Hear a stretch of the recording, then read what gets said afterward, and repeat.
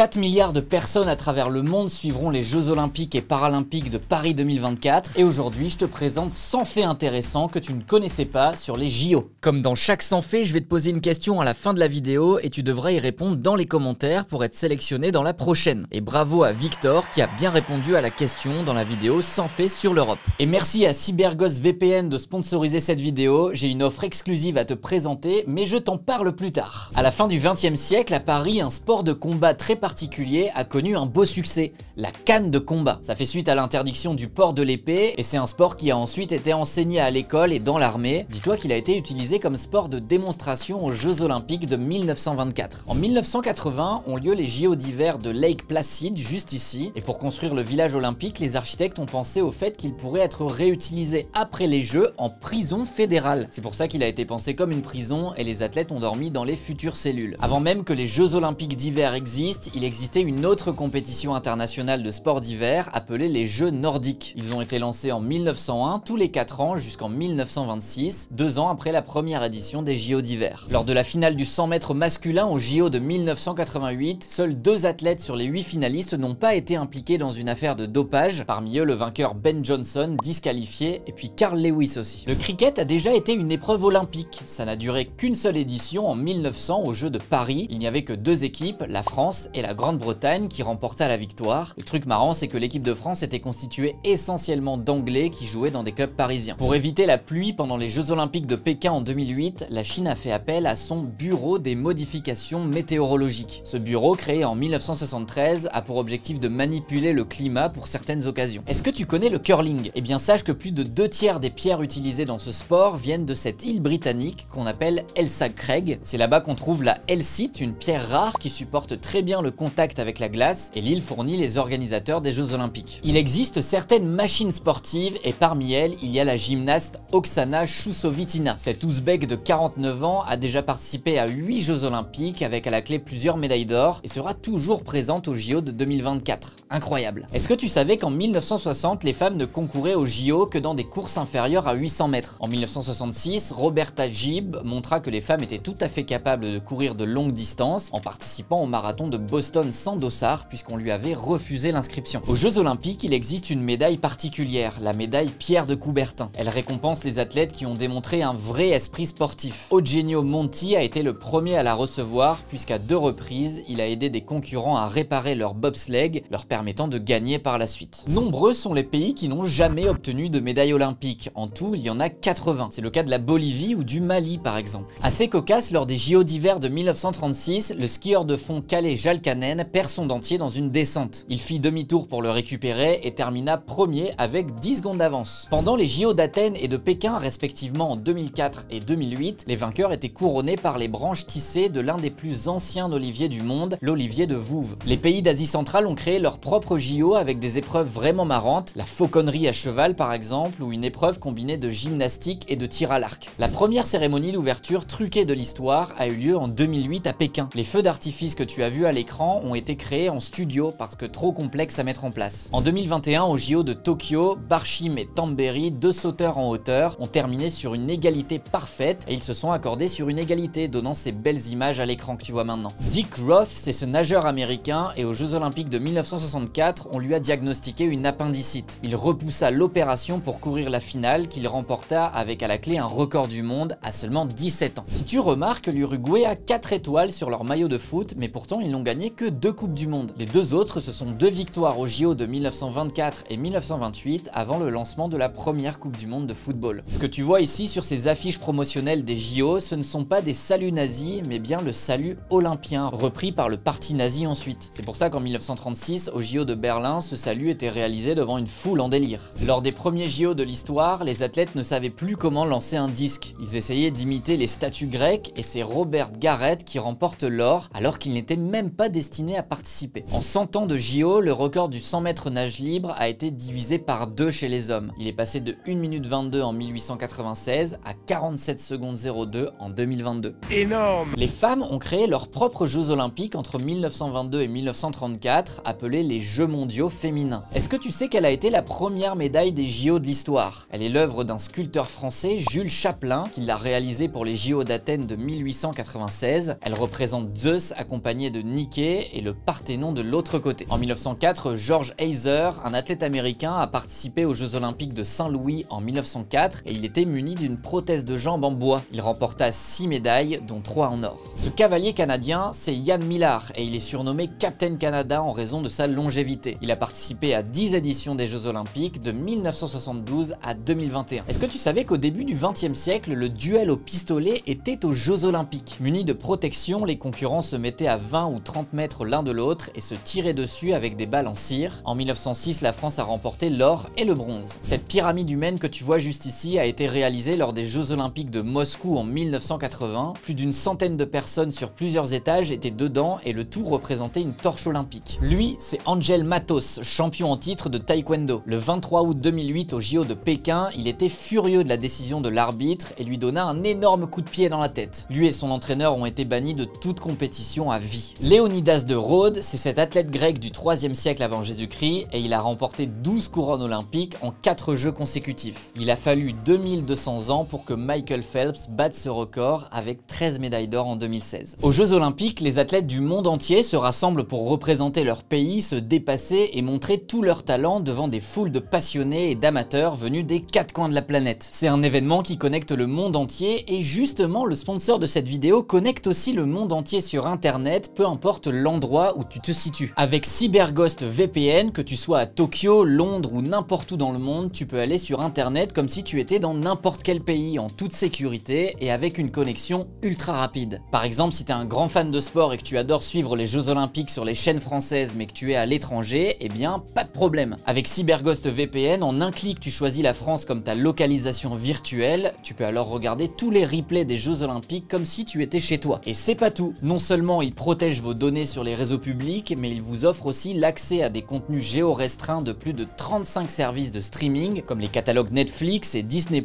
pour que vous puissiez obtenir 40% de contenu en plus. Et puis en plus de ça, la sécurité elle est au top. CyberGhost VPN t'offre une protection renforcée pour que tes données restent privées et sécurisées, peu importe où tu navigues. CyberGhost VPN te permet aussi de masquer ton adresse IP et surtout de chiffrer tes données et de rediriger l'intégralité de ton trafic internet via un tunnel sécurisé. Donc personne ne sera au courant de ton activité en ligne. Facile à utiliser sur Windows, macOS, Android, iOS et même sur ta Smart TV et ta console, un seul abonnement sécurise simultanément 7 appareils. Très simple à utiliser et adapté aux débutants, c'est le choix idéal pour protéger toute ta famille. Je te mets un lien en description pour te permettre de profiter de leurs offres. Avec notre super promo exclusive, bénéficiez de 83% de réduction et 4 mois gratuits, ce qui fait seulement 2 € par mois. Pour rappel, CyberGhost VPN, c'est quand même plus de 38 millions d'utilisateurs et une excellente note sur Trustpilot, donc je vous recommande que le meilleur. Et si t'es pas convaincu, il y a une garantie satisfait ou remboursé sous 45 jours, donc un grand merci à CyberGhost VPN de sponsoriser cette vidéo. C'est grâce à eux que je peux vous proposer ce contenu et d'ailleurs, on y retourne. En 2010, le handballeur Karol Bielecki perd l'usage de son œil gauche lors d'un match contre la Croatie. En 2016, au JO de Rio, il a été porte-drapeau de la délégation polonaise et a fini meilleur buteur du tournoi de handball. Lui, c'est Alfred Nakache, un nageur et joueur de water-polo français. Libéré en 1945 et survivant d'Auschwitz, il devient recordman du monde du relais 3 x 100 mètres 3 nages l'année suivante et participa au JO de 1948. Alors que les médecins avaient prédit qu'elle ne pourrait plus marcher suite à une poliomyélite, Vilma Rudolph a été hyper courageuse, s'est remis de sa maladie et a remporté 3 médailles d'or au JO de Rome en 1960 sur le 100 mètres, 200 mètres et le relais 4 x 100 mètres. L'une des pires éditions du marathon des JO fut celle de 1904. Une seule source d'eau au milieu du parcours était présente avec une température de 32 degrés. Plusieurs marathoniens se sont effondrés de déshydratation et ont même failli mourir à cause de la poussière. Dis-toi que cette année, pour être stimulé, le gagnant avait pris de la mort au rat. La première médaillée olympique de l'histoire, c'est la princesse Siniska. En fait, durant l'Antiquité et pour les épreuves équestres, c'est le propriétaire du cheval et non le cavalier qui était sacré. Elle remporte alors en l'an -396 et en l'an -392 et honorée d'une statue à Olympie et d'un monument à Sparte. Stylé. Avant les JO de Paris en 1924, les Jeux Olympiques n'étaient pas médiatisés. Et cette année-là, Edmond Deorter, journaliste sportif, commenta les JO en direct de la radio, une première dans l'histoire. Cette histoire, elle est folle. En 1912, les chaussures de l'athlète Jim Thorpe ont été volé le matin des épreuves de décathlon et pentathlon. Il participa avec une paire de chaussures dépareillées, d'ailleurs l'une était trop grande, elles ont été trouvées dans une poubelle et il gagna quand même 2 médailles d'or. incroyable. Au JO de Tokyo, les médailles distribuées aux athlètes ont été faites avec des métaux extraits d'appareils électroniques recyclés. Et ça c'est cool. Le nageur le plus médaillé de l'histoire des JO, c'est Michael Phelps, mais c'est surtout le sportif le plus médaillé, avec 28 médailles dont 23 en or. La deuxième, c'est la gymnaste Larissa Latinina avec 18 médailles dont 9 en or. Donc il y a quand même un gap. Greg Louganis, c'est ce plongeur à 3 mètres et lors des JO de 1988, il tapa sa tête violemment contre le tremplin et malgré une commotion cérébrale, il remporta la compétition. Cette histoire, elle est assez connue mais incroyable. Lui, c'est Steven Bradbury et c'est un patineur de vitesse sur glace australien. Il a remporté l'or aux JO d'hiver de Salt Lake City, mais c'était loin d'être le meilleur. À 2 reprises, ses adversaires ont chuté et il s'est retrouvé ainsi en finale. En finale, même scénario, ses adversaires chutent et il remporte l'or. Son visage étonné en dit long. Usain Bolt, c'est un monstre. Lors des JO de Pékin en 2008, il a été incroyable et lors de sa finale du 100 mètres, les images montrent que son lacet gauche s'est dénoué pendant la course. On n'est pas passé loin de la catastrophe et qui sait, il aurait pu se blesser. Paris accueillera les JO cette année, mais sache qu'en 2005, on était tellement sûr qu'on organiserait les Jeux Olympiques de 2012 que la Poste avait imprimé 4 millions de timbres célébrant la victoire. Ils ont été détruits le 6 juillet quand Londres a été choisi par le comité olympique. Celui qui a incarné Tarzan au cinéma, c'est lui, Johnny Weissmuller. En réalité, il s'appelait Peter et comme il est né en Roumanie, il a dû prendre l'identité de son frère né aux États-Unis pour participer aux Jeux Olympiques de Paris et il remporta 3 médailles d'or. En 1896, lors des JO d'Athènes, les vainqueurs ont reçu des médailles d'argent et non d'or. Les seconds ont eu une médaille en cuivre. Tiens, toujours sur les médailles, aux Jeux Olympiques de 2008 à Pékin, les médailles d'or étaient constituées d'argent enrobé d'or, ce qu'on appelle du vermeil. Et les médailles de bronze avaient été faites en cuivre. En fait, le coût en métal était déjà de 10 millions d'euros en utilisant ces métaux, alors imaginez avec de l'or. En 1968, le premier cas de dopage des Jeux Olympiques modernes est sorti. Le Suédois Hans-Gunnar Lichvenvall, pentathlète, a bu 2 bières avant l'épreuve de pistolet pour diminuer les tremblements du corps. Toute l'équipe suédoise de pentathlon a été disqualifiée et a donc perdu sa médaille de bronze. Est-ce que tu savais que Jackie Chan était chanteur? Il a sorti 20 albums et enregistra 2 chansons officielles pour les Jeux Olympiques de Pékin en 2008. Je te mets un petit extrait.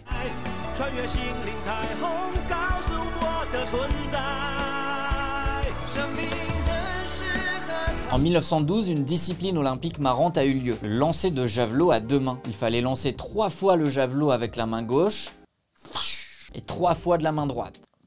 Et les meilleures perfs de chaque main étaient additionnées. Julius Saaristo, finlandais, est le seul champion olympique de l'épreuve avec un total de 109,42 mètres. Alors un truc marrant, c'est que le record aujourd'hui à une seule main, elle est de 98,48 mètres, donc c'est pas très loin. Tu vois souvent les sauteurs en hauteur sauter de cette manière. Et bien le premier à le faire, c'est Dick Fosbury aux Jeux Olympiques de Mexico en 1968. Depuis, cette technique porte son nom, le Fosbury. Lui, c'est Boris Onyshenko et c'est l'un des meilleurs pentathlètes soviétiques, mais il est surtout connu pour sa tricherie au JO de 1976. En fait, lors des épreuves d'escrime, il avait équipé son épée d'un interrupteur, lui permettant d'allumer la lampe rouge sans pour autant toucher l'adversaire. Un stratagème de triche bien sophistiqué qui lui vaudra une exclusion définitive des compétitions olympiques. Lors des Jeux Olympiques de 1936, Hitler refusait de féliciter les athlètes noirs. Mais il aurait fait une exception pour l'incroyable Jesse Owens en le saluant brièvement de loin. C'est l'athlète lui-même qui le raconte dans ses mémoires. L'Union soviétique n'a pas d'handicapés. C'est l'excuse que l'URSS a sortie pour justifier son refus d'organiser les Jeux paralympiques à Moscou en 1980. D'ordinaire, les Jeux paralympiques sont organisés au même endroit et la même année que les Jeux olympiques. L'année 1980 fait donc exception puisque les Jeux paralympiques se sont déroulés aux Pays-Bas, à Arnhem, tandis que les JO se sont bien déroulés à Moscou. Dans les années 30, l'équipe de hockey du Canada était tellement forte qu'on la qualifia d'office pour la finale. Elle ne joua donc que la finale et elle la remporta face à l'Allemagne sur un score de 6-1. Est-ce que tu as déjà vu une finale de 400 mètres avec un seul participant? Non, bah moi non plus. Et pourtant ce fut le cas en 1908. Cette année en finale, seul l'écossais Wyndham Halswell se présenta. En fait, à cause d'un conflit sur la qualification, les autres coureurs ne se présentèrent pas au départ. Les Jeux Olympiques de Mexico de 1968 ont été marqués par de nombreux records. La capitale mexicaine étant située à haute altitude, les athlètes ont bénéficié de conditions de gravité réduites, ce qui a facilité les performances dans les épreuves nécessitant des efforts courts et intenses. C'est le cas du sprint, des sauts et des lancers. Imagine Imagine, tu bats un record du monde, mais tu ne gagnes pas de médaille d'or. C'est ce qui est arrivé à l'américain Robert Legendre au JO de Paris de 1924. Au décathlon, combinaison de 10 épreuves, il bat le record du monde de saut en longueur, mais au final, il ne remporte que le bronze. Aux Jeux Olympiques de Munich en 1972, le coureur éthiopien Mirutz Yifter décrocha la médaille de bronze. Pourtant, malgré cette performance, il a dû faire 3 mois de prison en Éthiopie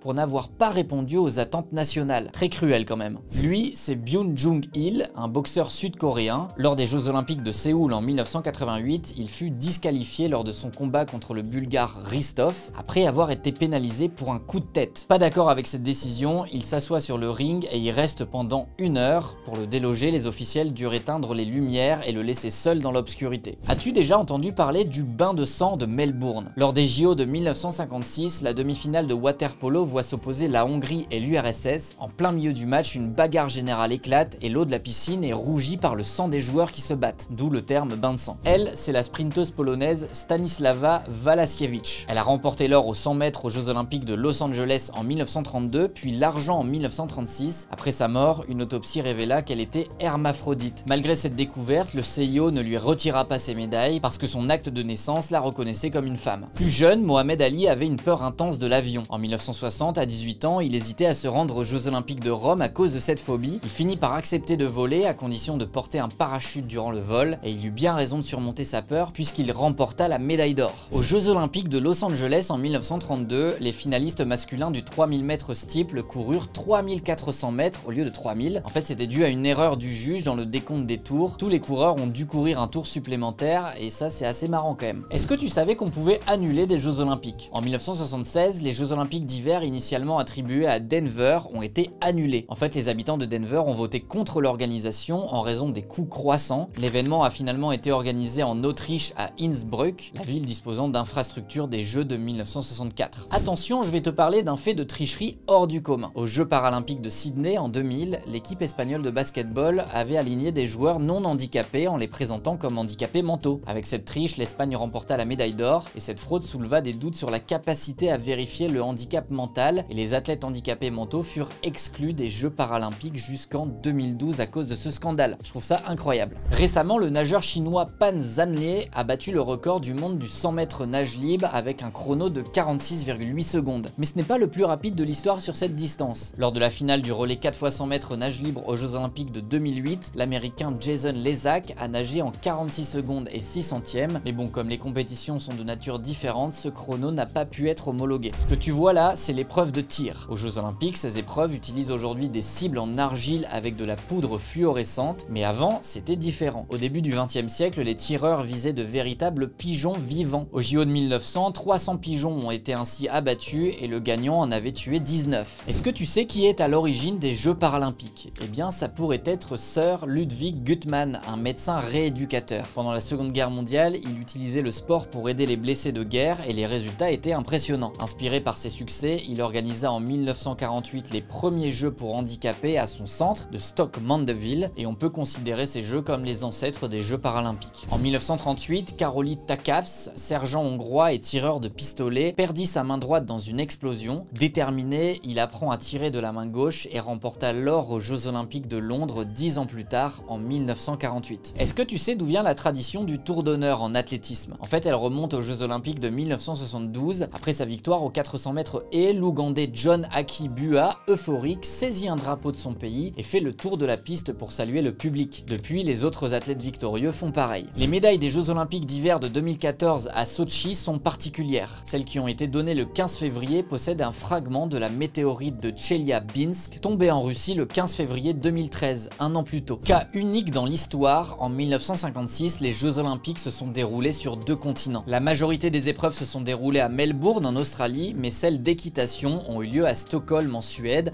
en raison de la stricte loi australienne qui impose une quarantaine pour l'importation d'animaux. Aux Jeux Olympiques de 1904 à Saint-Louis, les États-Unis ont remporté la grande majorité des médailles. En fait, le coût élevé du voyage dissuada de nombreux athlètes non américains de participer, laissant seulement 52 athlètes non américains ou canadiens parmi les 651 athlètes. Imagine, tu es tellement fatigué par la compétition que tu ne peux même pas te lever pour la finale. Eh bien, c'est arrivé au lutteur russe Martin Klein lors des Jeux Olympiques de Stockholm en 1912. Sa demi-finale épique contre le Finlandais Alfred Hassikainen a duré durer 11h40. Ça l'épuisa tellement qu'il était incapable de se présenter le lendemain pour la finale olympique. Aux Jeux olympiques de 1992, Derek Redmond, coureur britannique, se blesse gravement aux 400 mètres, mais il décide de finir la course en sautillant. Son père descend alors sur la piste pour l'encourager jusqu'à la ligne d'arrivée sous les ovations du public barcelonais. Aux Jeux olympiques de Montréal en 1976, Nadia Comaneci, âgée seulement de 14 ans, devient la première gymnaste de l'histoire à obtenir la note parfaite de 10 aux barres asymétriques. En 1984, selon les médailles obtenues par des athlètes américains en JO, McDonald's s'engageait à offrir des produits aux clients. Une opération marketing très coûteuse parce qu'au final, les États-Unis ont raflé 174 médailles, dont 83 en or. En 1917, après avoir été gravement brûlé lors d'un incendie à l'école, le jeune Glenn, âgé de 8 ans, fut déclaré incapable de marcher à nouveau par les médecins. Malgré leur recommandation d'amputer ses jambes, ses parents ont refusé et ils eurent raison puisqu'après des années de rééducation intense, à ses 27 ans, Glenn Cunningham remporte la médaille d'argent du 1500 mètres aux Jeux Olympiques de Berlin. Lui, c'est Henry Peirce, un champion d'aviron qui remporta l'épreuve aux Jeux Olympiques d'été d'Amsterdam en 1928, mais il est aussi connu pour avoir interrompu sa course afin de laisser passer une famille de canards qui se promenaient paisiblement sur le plan d'eau. Et ça, c'est quand même très mignon. Tu as sûrement déjà vu cette image. À l'issue de la finale du 200 mètres aux Jeux Olympiques de 1968, Tommy Smith, médaillé d'or, et John Carlos, médaille de bronze, ont levé leurs poings gantés et baissé la tête lors de la cérémonie de remise des médailles pour protester contre la ségrégation raciale aux États-Unis. Ce geste leur a valu des sanctions sévères, ils furent suspendus, expulsés des Jeux et interdits à vie de participer à des compétitions olympiques. Une page très sombre de l'histoire qu'il est bon de rappeler. Pendant longtemps, les drapeaux du Liechtenstein et d'Haïti étaient identiques sans qu'on le remarque. Ce n'est qu'aux Jeux Olympiques de 1936 que l'on découvre cela et l'année suivante, en 1937,